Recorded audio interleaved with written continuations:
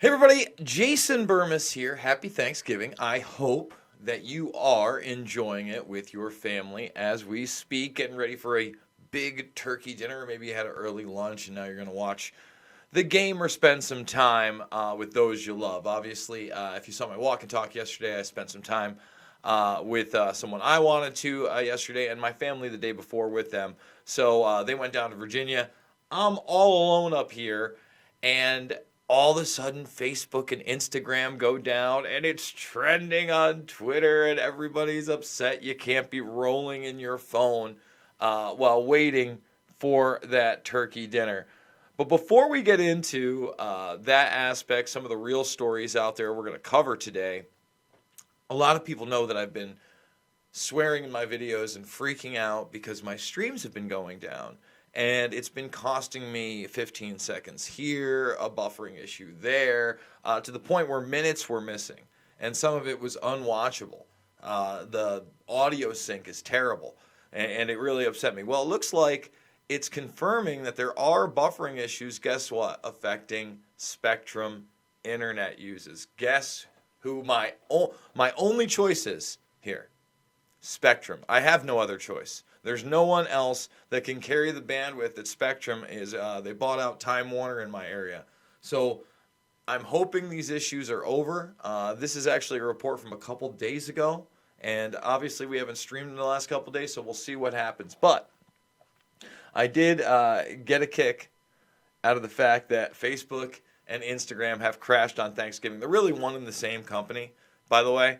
And we're going to go back to that other story because that story is actually extremely important as well, because it shows you maybe now we're starting to see companies sabotage one another when they cut into their business. I think that's a bigger story than the fact that, oh no, I can't post my holiday meal to Instagram until later on because I'm sure they're going to get it back up and running. I was able to log into Facebook earlier. It crashed a little bit. It was having trouble loading, but who cares? I mean, honestly, I go into my Facebook feed mostly for the marketplace to go look at used cars at this point. That's about it. I need a new car. I'm checking that out, and that's about it. I mean, I don't really use Facebook for much else. There's not a lot on there that allures me. I think that social media in a lot of respects are poisons. I have an Instagram by accident. You can go check it out. I'm not sure how many followers I have at this point, but I've never posted to it. I logged in with the wrong email when I was running the bar, my previous job, and I'd run that and their Twitter as well. So I was running their social media and accidentally created a Jason Burmis Instagram. I have no interest in the platform. And, you know, in IGTV, that is interesting to me because if it can be monetized and a career route too and reach more people, okay, but I'm just not, I'm not an influencer, guys. That's not what I'm trying to do here. So check it out. Google's cable-free live TV service is experiencing some buffering issues likely caused by the cable company. After a wave of complaints about buffering and dropped resolution rates over the weekend, on YouTube TV subreddit, a YouTube TV engineer confirmed the issue on Reddit, but it said it was only affecting users of one particular internet provider, Charter Communications, which brands its telecom services as Spectrum. Interesting, huh? Now, you can go through it. It talks about which protocols it uses. It says that it's not affecting the mobile users, right? But Spectrum users have every right to feel a bit suspicious about the service interruptions. Charter, along with other pay TV providers, have lost about 1.74 million video subscribers in the third quarter of 2019. Think about that. That's almost 2 million people for one cable company in one quarter. It's in a 3-month span. That's a lot. This is an increase of over 975,000 subscribers lost in the Q3 of 2018, which is even more alarming. It's about 60% of that. Think about it. That's huge. It's huge. And seriously, who wants cable these days?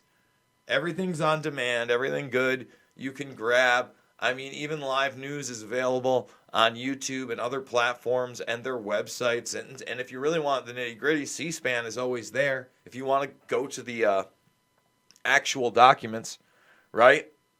So this guy who reported it, I'm going to be keeping up on him. Oh, did this already go down? I guess it did. Never mind. So this is the bigger story. This is the story that I really wanted to get to. Because while we're all worried about this little device, right, and not being to be able to be on the Instagrammy, and on the Facebook and everything else, Google, I missed this one. This is from a little over a week ago, confirms Android camera security threats. Hundreds of millions of users affected.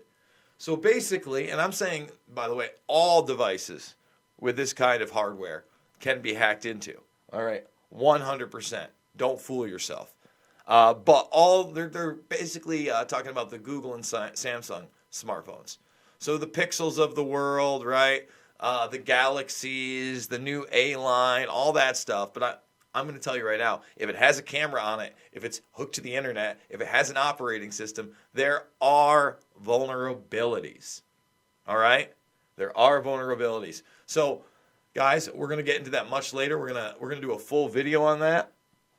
Iran arrests 8 people linked to the CIA during their deadly street violence. And remember that Iranian bank that went on fire a couple weeks ago? We're going to flesh that story out. These are all stories that are important that you do actually need to be talking to your family about, such as Syria and the fact that we now have leaked emails confirming that there was never an attack in Douma.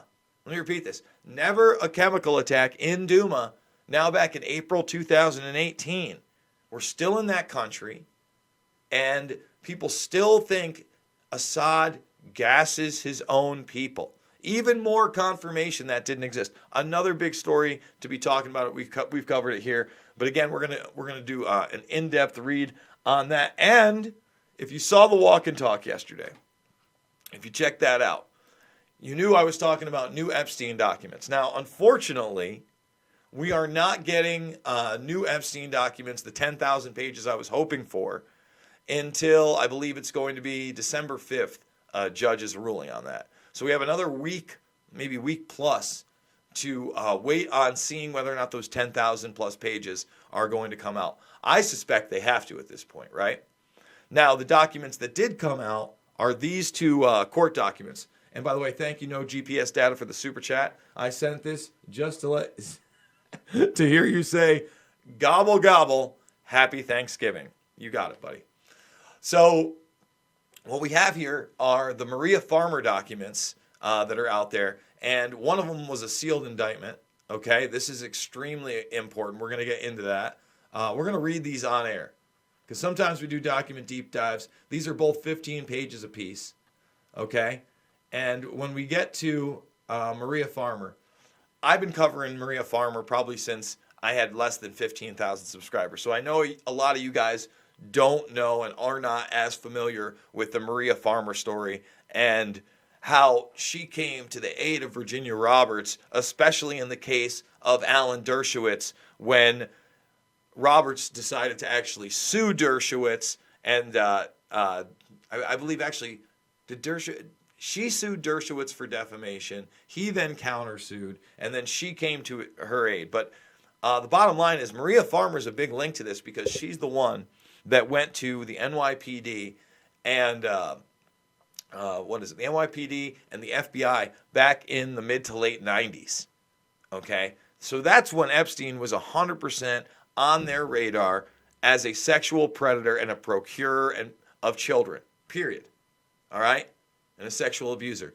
So I don't know. I'm not sure how long it's going to actually take to read 30 pages on air. You know, there's always a lot of doubles and stuff like that. But I'm going to give them a read first. And then we're going to do those on air. So once again, guys, I hope everybody is having a happy Thanksgiving. I want you to thumbs this video up, share it with others. If you're new to the channel, please hit that subscribe button. Join the Burmis Brigade. Let's get to 40,000 strong. That's how we're doing it. We do all sorts of things like the deep dives, like the walk and talks. We question cult figures like Elon Tusk. Okay, we don't ever think that everything's hip and cool because it's on Rick and Morty. We go in depth, probably like no other channel, on all aspects. Epstein. We're pretty much the only channel extensively and consistently exposing Conor McGregor and the cover-up behind his violent, alleged rape, sodomy, and beating of a woman, now almost a year old. And most people don't even know about that. So if you want to learn about any of these subjects and a lot more, Assange, we're on top of that, free speech issues, what Ukraine Gate is really about, all those things. Now's the time to subscribe. You can follow me on Twitter at Jason Burmis, and you can also check out my documentary films. In fact, you're with your family right now, they're all free right here. Give them a link. Have them watch this while they can't log into Instagram. See if it captures them. See if they have more than a 5-minute attention span.